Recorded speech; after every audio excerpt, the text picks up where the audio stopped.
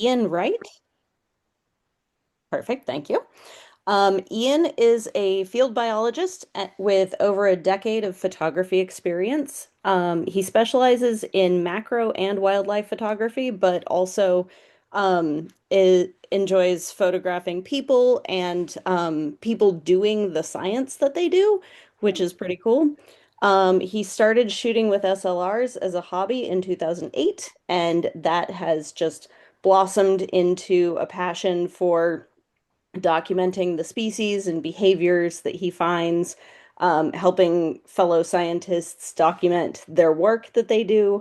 And he has gone on many expeditions to observe species and their habitats around the world. He currently is curator of natural history at the Museum of Riverside, which is a little municipal museum that's undergoing renovation. And I have no doubt that Ian will make it a better, awesomer place. So I'm very excited to see all of the things he has to share. That's phenomenal. Thank you so much, Crystal. I appreciate it.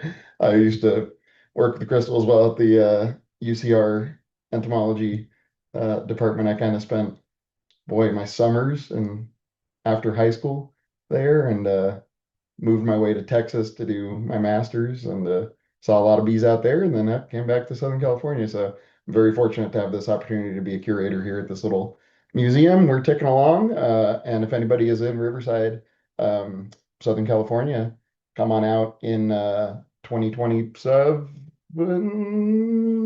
8, 9, maybe, when our building is finished. But we have broken ground on it. So, and I'll show you all like 6 insect specimens that we have, but I've got a couple of years to start upping those numbers and collecting that. So I will go ahead and share my screen, but I want to say right off the start, I barely have to present. You guys have covered everything just in that photo share. This was phenomenal. Excellent photos. I've seen tons of excellent photos from the group here in the few meetings that I've been to. So I will share my tips and tricks. I'll talk a little bit about equipment, but I won't try to kind of overwhelm y'all with that. But yeah, you guys are doing all the right things. There's fantastic photos here. We already talked about lighting, composition, field craft, how to find these bees, how to shoot these bees. So you guys are well on your way. And I'm coming to this not being much of a bee biologist. So that's one of the biggest things I'll talk about is how you guys, with the expertise in seeing these bees, finding these colonies, that you, if you want to photograph a mating ball, right, you're going to have to find a colony and go at the right time where it's emerging, right? And y'all are kind of know how to do that. So hopefully I can lend some camera expertise. And it sounds like I'm going to have to do a photo workshop in the Channel Islands and a photo workshop in Fiesta Island and, you name it. So I'm genuinely looking to do more of those. So definitely reach out to me offline for any material you guys want to talk about, equipment recommendations, all that kind of stuff. I'll have my links at the end of the presentation. And feel free to interrupt me anytime with questions, clarifications, whatever. I'll also try to leave plenty of time at the end for questions. So I will go ahead and share my screen now. There we go. So hopefully everyone can see this. Again, please feel free to interrupt at any time, but I'll kind of go through again, sort of not so much emphasis on equipment, although I've deliberately left my little office studio here unblurred so we can talk about what's going on over here, can talk about what's going on over here, can talk about what's going on right here. All kinds of stuff, um, equipment and things like that that we'll get into. But um, I linked in the chat earlier, we were talking about slow-mo photography. I'll have some recommendations of people to check out. Definitely check out Ant Lab on YouTube. Adrian Smith is phenomenal. He does slow motion video with like a 30,000 frame a second phantom camera and has some just awesome biology going on there. So, and I'll talk about different workshops where he's been at to do that. But here's some pretty pictures of bees, and we're going to talk about how to do that. Again, very kindly, thanks to, oops, let's make sure. There we go. Okay. Uh, Thanks to you guys for putting out and responding to some of the questions. I have them here. Don't bother reading them. We'll talk about all of this kind of stuff. I've kind of split them into a lot of questions are based on in orange kind of field craft, how to find bees, where to find bees, how to photograph them, how to get them in frame, that kind of thing. Some are in green here, like camera settings, equipment, some in black, kind of combine everything. So we will talk about basically all of that. And then the split in the group was about half and half cell phone photos and like SLR bigger cameras. So I'll start with cell phones and I'll give you guys the ultimate tip for cell phone photography. The one thing you remember from this talk, remember this, because you always have a cell phone in your pocket. And we will talk about SLR and a little bit of flash. I won't get too overwhelming with that. But again, anyone that wants to talk more about that offline, I live for the equipment. So feel free to go with that there. So part of these questions too, we're talking about, oh, how bees move fast. How do you find them? How can you get a photo if they're not still? How to make the bees stand still? And I got to tell you guys, girl, same. It is hard. It is really hard to photograph bees. Bees constantly move. They're active, especially in kind of the peak of day in the sunlight, and it's when it's warm. A lot of bee species are out foraging. That's when you see them most and encounter them on plants and flying around, but they don't stop moving. So one of those things we'll talk about fieldcraft is shooting at the beginnings and the ends of the day, looking for behavior like sleeping or when one is like really engorged in nectar, taking advantage of those times when they're still and when you can get a clear shot of them. We'll talk a little bit more about that. But I bet you guys were expecting some great photos of bees. So here you go. Isn't this a phenomenal photo, right? You can see I've nailed the focus behind the subject. I've got a big bright area on my left here and a big dark area on the right. This is just, what a fantastic image, right? But this same bee, I took this image. That's the same bee. So you can improve. I would argue this is a better image. It's more sharp, in focus, better lighting. This particular one is in flight. I do a lot of flight photography with this setup right here in a studio flight cage environment. I'll talk about that, but I'll also talk about ways to do this in the field. Um, but this is that same exact individual bee, just taken in a different context. So we're going to talk about how you can go from uh, an image, a record image of an organism. This can go on iNaturalist and be identifiable, but you can make a better, more engaging, something more pleasing to the viewer image for scientific communication.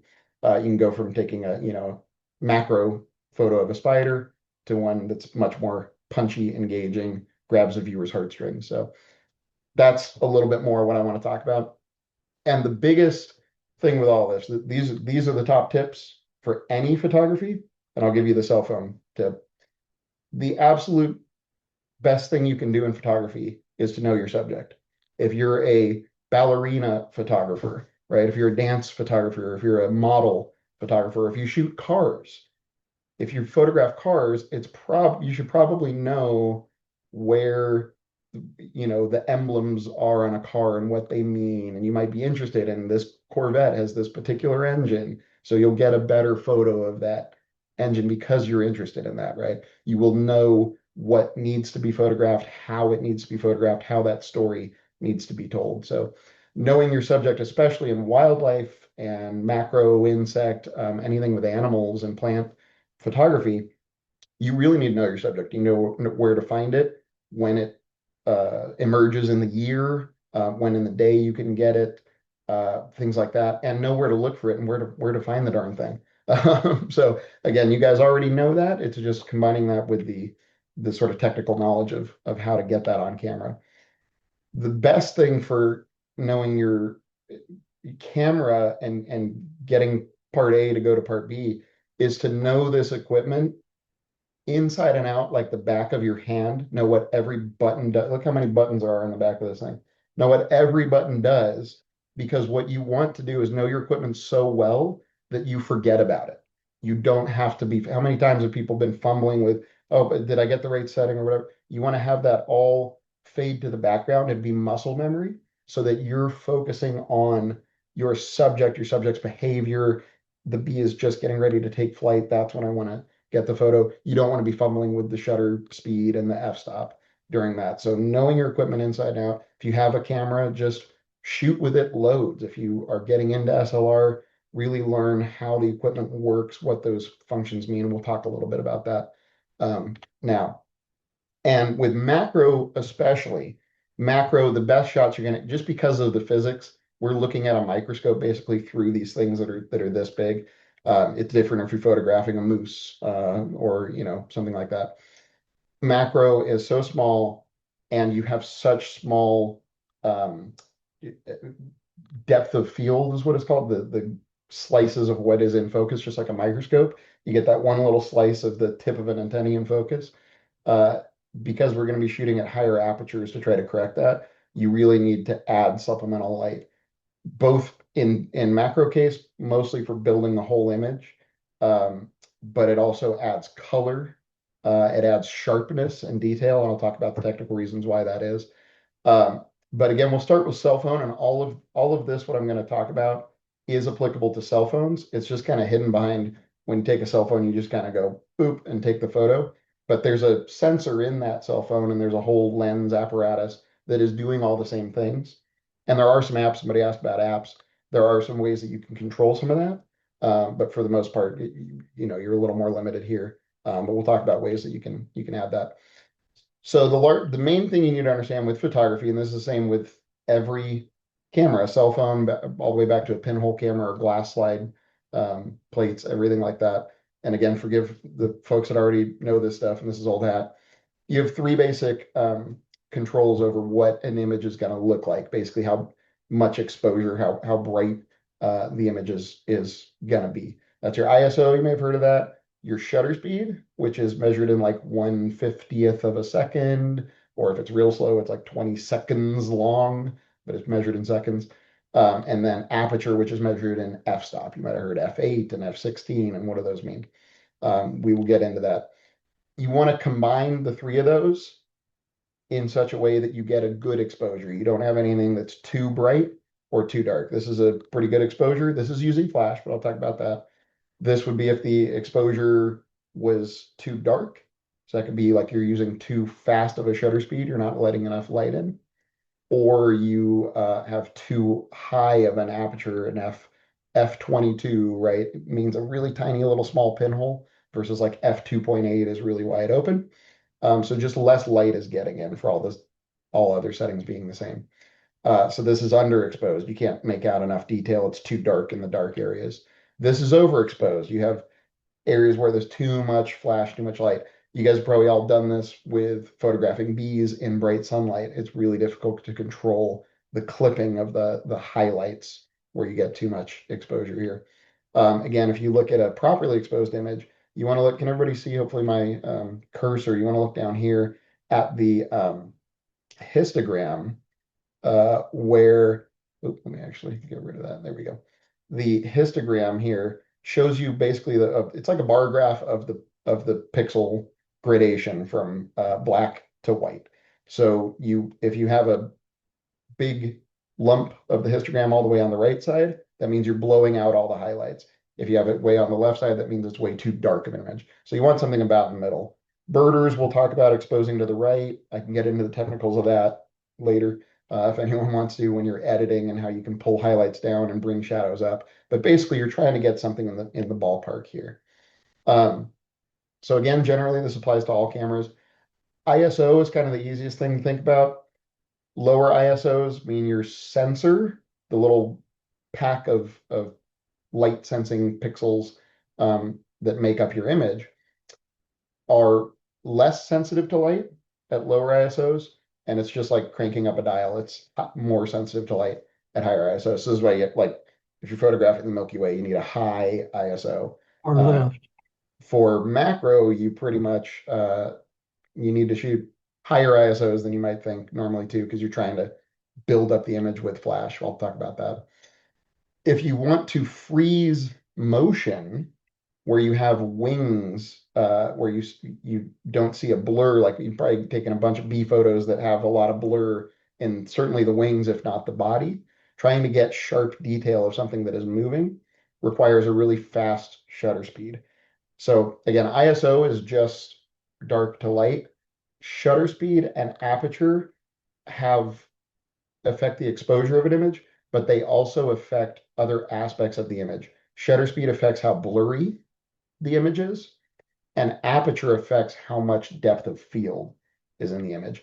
So you might, was talking about shutter speed, generally the longer you leave the lens open, the more light you get in, but you get more motion blur. In this case, this was taken at an effective aperture or an effective shutter speed of like 1/30,000th of a second.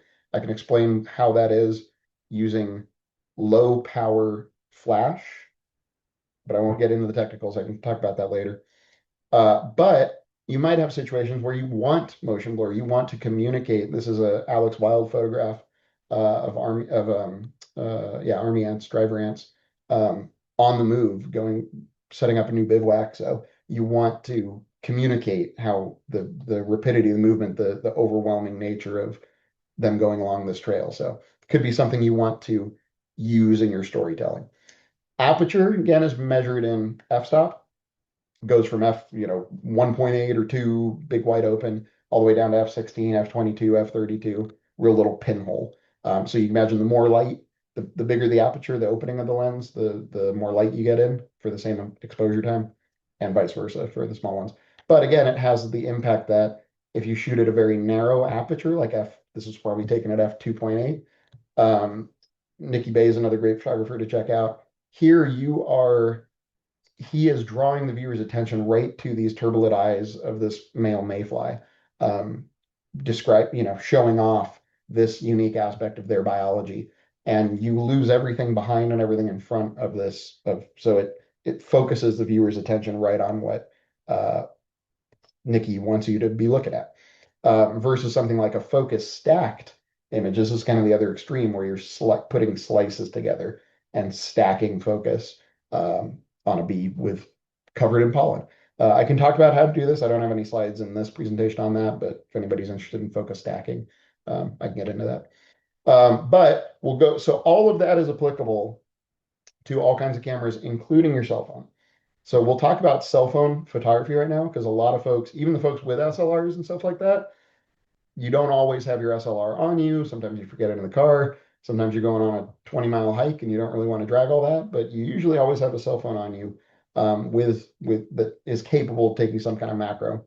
Most cell phones, I'm going to say the last like couple of years especially, actually have really good macro modes just out of the box.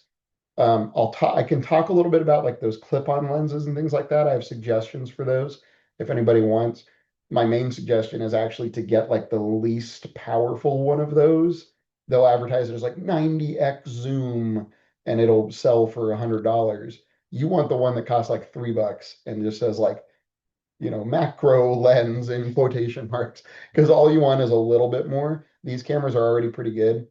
And the issue you get with something that's like a mega zoom macro clip-on lens for this is your working distance becomes nothing. So to get the image in focus, you have to literally like press your cell phone basically up against the face of a bee. So that works great for snowflakes and crystals of, sand grains, but that's not going to work for a wild bee that's going to just fly away. So the more pulled back ones give you a little more leeway for that. But even with a clip-on lens or in the native lens, I mean, show of hands, I'm sure everybody's looking at this image and how many people have taken this image with a cell phone when you really wanted this image with a cell phone. The cell phone chooses to focus on the background and not on the thing you want, in this case, Asian citrusillid, on my citrus tree right out in the yard. So I'm trying to report this on iNaturalist and to some CDFA agencies to come take a look at it. But I wanted a photo of this. The default photo is this. So this is the tip. If you remember one thing about this presentation, this is it. Figure out a way. Different cameras do it in different ways, but generally, all of these cameras, you might have to download an app. I can suggest that and talk to the folks that are having trouble with this. You want to use focus lock. You want to lock your focus at a set distance, and then take that camera and recompose, get up close to your subject, and then um, press the shutter button. Um, so focus lock is typically done, and I focus on the thing that I always have with me, my hand. When I have my cell phone and I'm trying to focus on something close, I move my hand, I move my cell phone like close to my hand, get it to focus on that, and then I press down and hold on my screen, and it turns your little, most people have this like AF, icon. Usually it's like maybe a circle or a white square on your cell phone, and you press and hold that to turn it into, like, usually it'll say a lock box, or this here, like AEAF lock. There's different ways to set that. But basically what you want to do is you want to let the camera try to focus, and you want to move it to about the distance you want to get to your subject. Then you press and hold and have it lock on like the wrinkles on your hand. And you'll see that you'll get a real close, you can get a close macro image of your hand. And then with the focus still locked, you then move the camera away and get up close to your B and fire away. And you can do it multiple times as long as you don't actually accidentally press the screen to tell it to, like, oh, focus on this other part of the screen. If you do, just pull it back again, focus on a piece of the plant or your hand, and lock that focus, and then again recompose, move it back. So that is the tip for cell phone macro photography. There are like sliders that you can use on these as well to brighten up or darken down the image. But another way, light is everything with macro photography. Another way to do this is to add some kind of lighting to your cell phone. I wouldn't necessarily recommend like these selfie circles here. You get those, it looks like your bee is in a rap video. If it's got a big circle ring around it. But I always carry this little flashlight up in the top corner. This is a micro stream, something, I forget what it's called. Just a little everyday carry flashlight. And something you can do to even make the lighting better. So sometimes I'll have my cell phone, I'll try to add lighting. And if you had three hands, or you can figure out a way to do it, uh, one way is just to shine that through a piece of paper so that the lighting is more diffuse. So you get less harsh shadows. The best lighting comes when it's think like a big cloudy day. You don't have really harsh contrasting shadows. Everything is kind of wrapped in soft detail around your subject. So that's what I recommend. There's LED strips and little things like that, but try to carry a flashlight. Failing that, if you're out in the field, try to shadow your subject with your body, put the sun kind of behind you. Stick your hand if you want to, and wherever the sun angle is, try to shade your subject. Again, a living bee might respond to that and fly off. So it can be a little tricky, but the harsh light can be hard, or at least you may have to use the slider to kind of make sure you're not overexposed and blowing things out. Um, we will talk about SLR macro photography, the bigger guns, as it were. And I'll start without flash. You absolutely can do macro photography without needing flash, without a ton of equipment. In my opinion, it's better with flash in most situations, but there are lots of situations where you don't necessarily need that. You also don't necessarily need a ton of equipment. My recommendation, people get a little scared when I bring this bad boy out, which is a big camera with an extra battery pack, a big macro lens, and then this octopus contraption, which is basically two flash heads that are set through a diffuser so that I diffuse the light out like a cloudy day. This is really big and heavy. And lately I've gone to favoring a much smaller setup that I can put on a hip belt, where it's just a smaller camera. This is a dedicated macro lens. It's just a smaller millimeter macro lens. And then I have just a little small hot shoe flash, or you could do it if you have a camera that has the flash that pops up, just shoot it with the pop-up flash, and you still want to diffuse it somehow. Again, that could literally just be like a piece of paper. I've shot through styrofoam plates, anything like that. I'm constantly tinkering and making different things like that. It helps if you have a macro lens so that it can focus close enough to hit your subject. But Somebody asked about telephoto lenses. I have shot um, lots of insect photos with a long birding lens, a telephoto big wildlife lens. This particular one has a native close focusing distance that does pretty well for like the bigger insects. You can take a virtually macro close-up photo. If that fails, I will sometimes screw on a diopter for that lens, which this is just a magnifying glass that screws onto the front of that really big lens and turns it into um, a macro lens. The reason you might use telephoto, well, one reason is you might just be a birder and that's all you have and don't want to invest in macro equipment. Totally get that. But you might want to pick up a little diopter and try that out. But another really good reason to actually use telephoto for macro is with things that you want to maintain a pretty big working distance. This is especially the case with like damselflies and dragonflies that are on the edges of a pond on vegetation. And if you try to get close and approach them, you're gonna hit the vegetation, cause a disturbance. They're gonna fly off. It's real difficult to kind of slowly approach them and use your field craft to get up close. So those I tend to shoot with 200 to 400, something like that, millimeter zoom with either a diopter or a set of extension tubes. And a set of extension tubes are just a lens that has a hole straight through it. There's no glass or anything in here. It just gets your lens further away from the camera body, which forces the focal point to be closer. It's like wearing glasses. Um, so that's one way that you can do that, and that's really good for butterflies, odonates, and it can be very good for bees. Bees are a little bit tend to be smaller than butterflies and odonates, so you're pushing the limits there, but that can be a good way to do it. Other than that, you can also get a regular lens and do a reverse mounted ring. I can talk about that. That's a really cheap option to get into macro, but however you get into that, it's ideal to then use flash. But we'll talk about ways without flash. The best thing is to go out on a bright day, but cloudy. If you like a big high cloud layer, that's the best. That's a big softbox.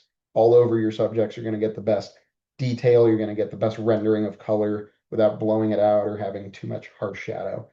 If you don't have that, try to diffuse the light by standing behind, between your subject and the sun. Try to use like a big sheet of paper, a big diffuser to cut that out. If that doesn't work, put the sun behind you so that if it's a point source of light, it's going to illuminate your subject at least, and you're not shooting backlighting. That said, there's exceptions to all these rules, and I'll talk about backlighting. But this can be like a rough recipe if you don't have a flash, but you do have a macro lens or a telephoto lens. This will get you in the ballpark for anyone that's starting to get into SLR photography. F8, ISO, I don't know, 800 and maybe 100th or a 200th of a second, and then season to taste up and down. You, again, get to learn the equipment, get to know what the different dials and everything does. This, for example, is one of the Pharsalia copper species from Oregon. The biggest thing I can tell you guys is to start looking at other people's photography and really try to evaluate it from like how did they take that photo? If it's a photo that you like and you want to replicate, how did they take that photo? What equipment were they using? What does the lighting look like? So here I can tell you this was taken with a telephoto, but you could do this also with a macro lens. But this was taken on a cloudy day. I was really, really lucky in Oregon that we had a total cloud bank all over the sky. So this was like in the middle of the day, 1 p.m., 2 p.m., but cloudy day. So you can see there's no real harsh shadows underneath the insect's legs or body. There's no harsh shadows from the vegetation in the background. Um, and this was only taken at like f6.3, something like that. And I'm far enough away that you're not getting just a thin slice. You're seeing a lot of the detail. But I wanted to keep that more diffuse detail from in the background to set this butterfly off from the stage. If you don't have a bright or a cloudy day, you have a bright sunlit day, you're kind of skunked, but I still try to at least take photos. I try to at least put the sun behind me so that the subject is illuminated. You can see a real bright catch light in this bee's eye. This is another organ photo. You can see like harsh shadow lines underneath this. So it's not ideal, but you can still kind of get an image, at least a record image for iNat or something like that. And then I just talked about don't backlight your subjects, but hey, here's one where the sun is that way and is lighting up the background, and I'm exposing to brighten that up a little bit. And this is one where I'll talk about fieldcraft. I didn't nail this image. I'm not in love with this image. It's a bee's butt. Bees' butts are cute, but typically you want to have like a front on or a side on. Side on is especially good because you get most of the insect in detail, especially for identification shots. You might want a top view so you can identify the cells in their wings, like we just were talking about, and or a side view so you can see all the profile of the insect, get it all in focus. This is one where I was using fieldcraft. I noticed this echinacea flower bees, and yeah, this is a honeybee. I don't like them, but it was coming in and out and kept nectaring at this and flying off. So I positioned myself to try to get a flight shot because I knew looking at the biology and walking around this place in Chicago, that I found this one flower and this bee was coming back and forth and it had a nice background. So I sat and waited and kind of set myself up and waited for that behavior, the bee coming and going, and rattled off shots. I never got the shot of it facing directly to me, but you can also see contrasting to the flight images that I take in my flight cage with that high shutter speed. This has a lot more blur to the wings, but that communicates motion. It would be hard to do that in this situation because I'm so far away from the subject and it's backlit. The physics are working against me, but that's different ways that you can do that and communicate. So if you want to up your game, if you already have an SLR, and you're interested in adding another component that'll give more pop to your images, especially sharpness and color balance, and you get images where you get too bright a background and your subject's too dark, something like that. This is a great way to get into that, is to start thinking about adding flash. You can do that with a simple speed light, and I would totally recommend a knockoff party brand one. I use these Yongnuo flashes all the time that are like 80 bucks. These Nikon ones are $600 now, so just get one that shoots flash out. You don't really need TTL. I can talk about what TTL is if people are interested in that. I tend to shoot manual flash for most of my stuff, if for no other reason than pre-flash can actually scare off some insects, especially for photographing dolichopodid flies. Never photograph a dolichopodid in TTL. That's file that one away. There are a lot of companies that make like a twin flash type of setup. I can talk about those and the benefits and negatives of those. And you saw my big octopus thing. You can buy something like this, diffuse the light. The main thing is you want to kind of a little bit of flash source, and you want to diffuse that light. You want to get that light big and close to the subject. So there's lots of ways you can do that. You can use, these fancy MK diffusers that are like $100 or more online. You can try to make your own one of these. I've failed many times at doing that. You can jerry rig it out of whatever. Heck, why not use a Pringles can? Why not use a milk jug? Why not use a piece of styrofoam? You literally can make this out of anything. What you're looking for is just something that's a little bit translucent white material, like you're shooting through a cloud and you're just adding the flash as your sun, and you're shooting through a cloud, and then your insect is down there. So it's just like the sun and our atmosphere and a person. It's just on this scale because we're dealing with insects. So if you are getting into flash photography with a SLR, ideally what you're trying to do with your typical macro situation, again, we'll talk about the artistic, if you want motion blur, you want a backlit or anything like that. But your standard recipe for a flash macro shot, you actually want to play with the ISO, aperture, and f-stop and shutter speed such that your exposure is basically dark. You want it to be dark because you're using the flash to build that exposure back. The flash duration is so much faster than your shutter speed that if you have an insect that's moving its antennae or buzzing its wings, the flash will actually freeze that motion. That's a really important part of flash macro photography. And then the other thing is for like the color and just bringing up the overall exposure of the image. So ideally you should be a dark, if not completely black image, and then you're building back that exposure with diffused flash. So a typical recipe for something like that I'm shooting with this is typically going to be f16, f14, something like that. ISO about 400, 200th of a second, because that is I usually use 1/250th because for Nikon, most Nikon cameras, that's the flash sync speed. I can talk about what that is and why that is. 1/200th is pretty safe, maybe 1/150th. You want to stay below the flash sync speed. Otherwise, you'll get bars of your images and you might not know why that is. And I can talk about why that is, but stay below the sync speed of your camera body and then use your flash at like an eighth power, maybe go up, maybe go down. I try to keep it kind of this medium power, mostly for recycle rate, because I'm trying to rattle off, I'm trying to take more macro photos. Who doesn't want more photos? So if the flash is like dumping all its flat power and then it takes 30 seconds to reload, I'm trying to go faster than that. So I shoot at a little bit lower power and up the ISO, drop down the aperture. Again, seasoned to taste. So here's a me resting for the night. This was in Arizona, and this is in the evening. This was pretty much no daylight left in the sky. So you can see the image is already going to be kind of black in the background anyways, but using those settings, the background, the whole image, even this foreground, even this twig and everything would basically be black if I turn my flash off. And then I use those same settings, but turn my flash on. The flash then illuminates the subject. It keeps the subject was still enough anyways, but it sharpens the image by exposing it very quickly.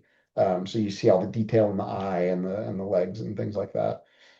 This was taken in broad daylight, but with me shielding the subject uh, with my body, with the shadow from my body, and then getting down low and using that diffused flash over the whole insect. Again, side profile gives you a lot more detail in focus to get a better ID or a better behavior.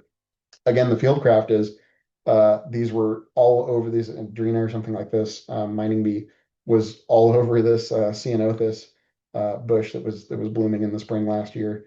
And I found a spot that had this big ceanothus, and it was just I went there like week after week, and it was that was so easy. So that's another good way to learn and to practice your macro is to try to find something that the odds are stacked for you rather than you see one bee once a year. It's hard to get a photo of that, but this is where you can practice when they're just constantly coming in. And I got it when it was busy eating. Same with this guy. This was in my yard as well. You can see the pollen grains, the detail on that. But you can see even at this magnification, like the back antenna is out of focus. You're dealing with pretty small margins, but this is the kind of standard recipe for field shooting when I go out with basically a kit like this when I'm in the field. What I will often do though as well is bring insects back to the studio. And I have a studio set up right there, my white box setup. And I've got my flight set up. So I've designed this little office room so I can take one insect and go white background photo, natural light photo, put it in the flight cage, get a flight photo, trying to document its whole behavior, and then release it back out in the field or make a specimen out of it. But this white box setup, and there's lots of ways you can do this. There are pop-up ones that are more portable to take into the field. You can build one of these in the field and use it in the field when you're doing field surveys. That's a lot of what Clay Bolt does, if that's another name to look at for bee photography. And he does a lot of these white background images that are good for graphic design and advertising or books or where you need to use the photo with text or something like that. Um, Basically what's going on here is you can see these two flashes down in the corner. They're just shooting up into this big white box. It's just made out of foam core from Walmart or the hardware store or whatever, and it's just bouncing, scattering that light all around to make it this big, smooth kind of dome of light. And I have a white background when I want to do a white background photo with maybe a little bit of a drop shadow with this. If I want to do, and here's a, Celeoxys or whatever, bee wolf, a lot of different things can be photographed this way. It helps if you kind of let them chill out in a vial. I have lots of vials on my person at any one time. You can put them in the fridge. Oftentimes you'll get weird behaviors doing that, or they'll be droopy or things like that. I try to just let them chill out, maybe bribe them with a little bit of sugar water or honey or something like that, that they'll sit and drink and then sit still. And I might Photoshop that out of the resulting photo. But that's a way to get these clean kind of images of those. Then if you want to, this is the same uh, white background setup. It's just here, I've taken an image like this and put this in the background and created a fake background for these. I have hundreds of these fake backgrounds. Every time I print these at like a photo printing company, they must think, man, this guy sucks at photography. All his photos are completely blurry. But I'm looking for those for this background to the the bees, to the things that I want to photograph. Again, here I'm bribing them with some nectar and sugar water.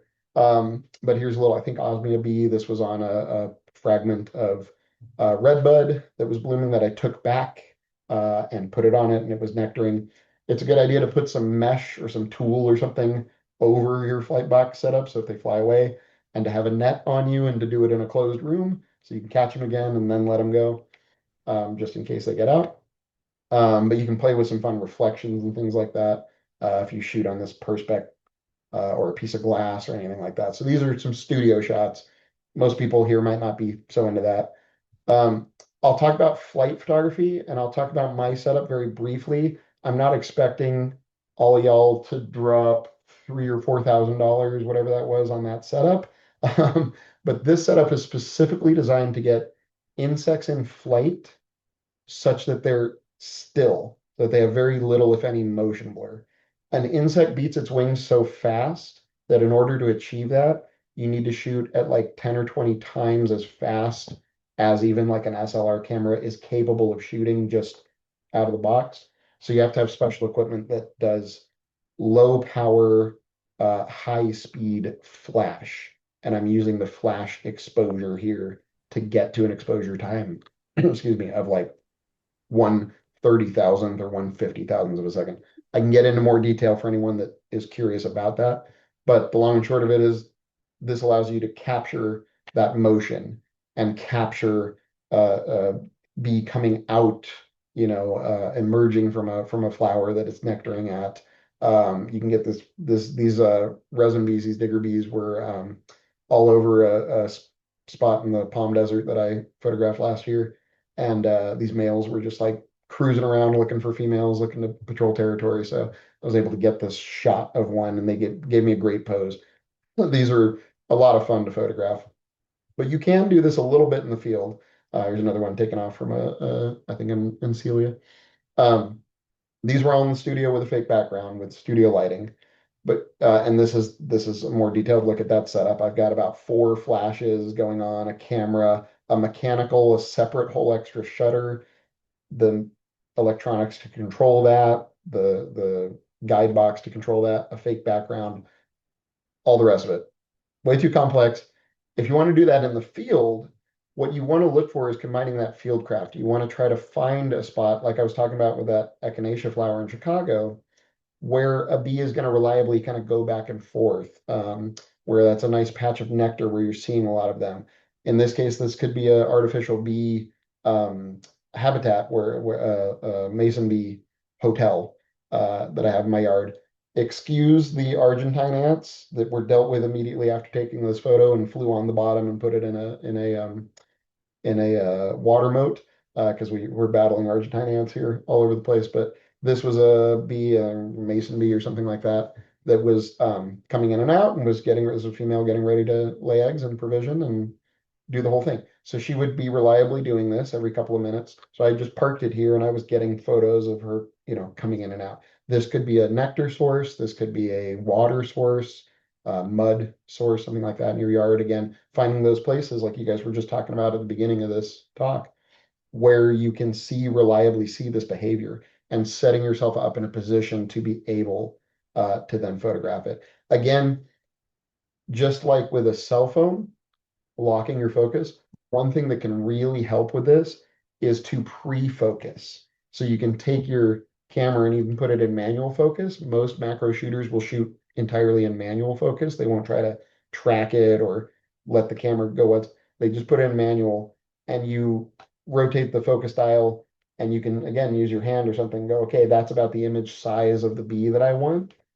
And um, you set that focus, and then you physically move closer, you rock in and out, you get a rough idea. I'm like looking around 8 inches is about where I'm gonna, get close to this bee. So you kind of park it and you get close enough, and then you can kind of rattle off frames. That will probably exponentially increase your like keeper rate of photos that are sharp focus, that kind of rocking back and forth with a locked focus, and you just look in your viewfinder and you fire off when you see that it's in focus. But again, predicting where they're going to be is a big part of your field craft to try to work the image and get a better image here. Um, a good example of that would be I have a big cassia plant in my front yard. It's pretty soon it'll be lousy with carpenter bees. They come in and buzz pollinate nectar on these on the flower heads. So this is one way you could set up some extra lighting to get in there, and you want to balance, again, we talked about exposure. You can balance the exposure with the lighting. In this case, I'm looking to get the exposure where I actually see some of the background, right? So in order to do that, I'm setting the exposure on my camera to a particular setting. So the background is not blown out or too dark. You can kind of see it, but that means that the foreground, which was in shade here, is just too dark. So that's when I use fill flash to brighten up and draw your attention to the thing that's in focus, but still have the environment of a shot around there. So you set the recipe with no flash, something like f11, 250th, ISO 400. That's what this image was taken with. Then I keep those same settings. I just add the flash and I add enough flash to where it's not too bright on the subject or too dark. And this was like eighth power flash to fill in that front. And I took this photo yesterday, so I wish I had the carpenter bees were coming out. I could have put a carpenter bee right there. That would have been a cool photo. So I'll look for that in the spring. This is especially a good technique for doing wide angle macro, which again is a more advanced technique. I'm not expecting a lot of folks to be into, but I can talk about that. But this idea of camping out at a location where you're reliably seeing bee activity, that's going to make it a lot easier on you to try to get the shots. This was basically the setup here, same camera I had right next to me, made that shot. This works really well for telling the story of a bee, you know, in the context uh, of its habitat. And it works a lot better for bigger things. Bees are kind of just about pushing it. It's real hard to get a close enough focus. And you can use wide angle macro lens, like a fisheye lens or something like that. I can talk about that to anyone that's interested. But this at least gives you, you're just basically trying to balance, set the exposure for the background, and then build the foreground exposure back with flash is typically going to be the scenario. And again, bigger things can give you a little more leeway to make it look cool in the background and exposed for the clouds, but still, get this impactful, well lit image in the foreground. So if anybody's photographing bees and they come across an alligator lizard, go ahead and take its photo as well. So that's basically all I have. I have a bunch of stuff after this that I can get into specific examples about telephoto, about how to construct and what to look for a diffusion material, and about macro video. If anyone wants to get into macro video, we had a little discussion of DaVinci Resolve and editing tips. I can do that, but also like shooting tips for slow-mo, how to light and compose those images. I didn't really talk at all about composition. That's another more artistic aspect of where you place the subjects in your image. In this case, this lizard is eating the sun, and you get this Godzilla vibe, right? And it's, it can be a sexy image like that. He's pretty much dead center of the image, but largely the rule is you want to put your subject in kind of one of the thirds of the image, one of the intersection points between thirds this way and this way of an image, just to give the image some dynamism, some movement. But again, I suspect most of y'all were looking more for like getting good, well lit, detail images for like iNaturalist observations, stuff like that. A little less artsy fartsy, but I can get into that. But hopefully this has helped with that. Again, I have plenty more examples later that I can get into, but I can go back to those questions and see if I kind of missed anything or if anybody has questions, I'll check the chat. I haven't been looking at the chat at all. One thing I will point out is there are a bunch of places that do macro photography workshops. This is one I highly recommend, Bug Shot. They've been doing this for like 15 plus years, some phenomenal instructors. The one this year is going to be in the summer in New York, specifically looking at strepsipterans, which is cool. And that's going to be with John Abbott, Danae Wolf, who's a great insect photographer, and Clay Bolt. And Clay is like Mr. B photography. Uh, I teach my own macro photography workshops, tending to be in California. Um, oh, this is a shot of, if you want to go have fun with other bug shooters and photograph whip scorpions, come hang out with us. But again, I do my own workshops. So please feel free to reach out to me. Facebook, I'm trying to put more YouTube videos up. I'm kind of just getting started with a lot of this. Um, Facebook, honestly, is where I post most of my stuff, or on my iNaturalist, which is down here, ENM Wright 86. Go ahead and add me on that. And I'm not great at bee identifications, but I can help with photography and would be happy to get out in the field with all you guys. And especially if anyone wants to host and do like some in-person workshops, I do those all over the country and the state. And I find it really helps when people, it helps to have some hands-on, like, what does this button do? And I'm getting this problem. It's a lot easier to like troubleshoot one-on-one with that. But my YouTube, I have a few of these kind of webinars and tutorial things like that. I'm trying to build more of that content as we go. But again, if anyone's in City of Riverside, coming out to the Museum of Riverside, we do events all year. That's my contact for that. And then my personal, Facebook and Instagram and all that is down there. You'll find my Instagram is Depauperate. I mostly post stuff to Facebook and INAT and just take photos for my own enjoyment. But happy to talk more about this and answer any questions that anyone has. And as I say, I have more examples of how to take this photo with a telephoto lens, how to go from this photo to this photo. I can walk through that. I have examples of video. I have examples of all kinds of stuff later, but let's go into the chat and and if anyone wants to unmute and has a question they're really interested in, go ahead and do that. Let me pull that up. Let me stop sharing and I can go back to that because I need to pull up the chat. Whoa, 70 things in the chat. I should have been looking at that. There was a lot of discussion about, yes, everyone is applauding you. There was a lot of just discussion of both what the cool critters were and Excellent. also marveling at your photography. So, a good bit of it was just like star eyes and people being like, wow. There you go. I always appreciate that. I'm embarrassed, but but thank y'all. Again, I'm happy to what I can do real quick is a quick list. How are we doing? Oh yeah, we're not so bad on time. I'll do a real quick list of macro equipment. Let me actually share this. There we go. Okay, so yeah, if anyone wants a bee hotel, I make these and they're so much fun to see the larvae piling up. Let me know. But if you want to do macro on the cheap, look at something like this, a reverse mount that you basically thread your camera on backward. This is like the cheapest way to get into macro because it's 12 bucks. Failing that, you want to get a dedicated macro lens if you don't already have one. Again, we talked about telephoto. This one and the 100 millimeter, whoops, one I recommend. Um, this Laowa company, they make, and here's a 100 millimeter one. They make great macro lenses for relatively cheap. These are all manual focus, so there's not a lot of electronics going on. But these can be a great like addition to get into macro photography with a dedicated lens. Again, you can go for something smaller like a 40 millimeter lens, but these ones are fabulous.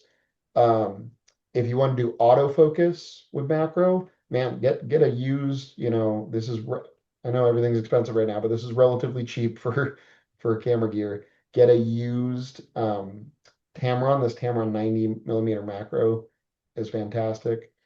And then if you want a quick and dirty diffuser, they make this is $6, is this little pop-up diffuser that it like goes over your lens and you shoot through it. This will at least just kind of get you started with some of that until you want to make your own or add some different components. So again, I can make all these links available to anyone that wants this, so I can send out an email later if anyone's hyper curious, but yeah, cool. Awesome. Samitra asks, can you tell us a bit more about focus stacking, especially handheld focus stacks of live specimens in the field? Certainly, we went right to the highest difficulty.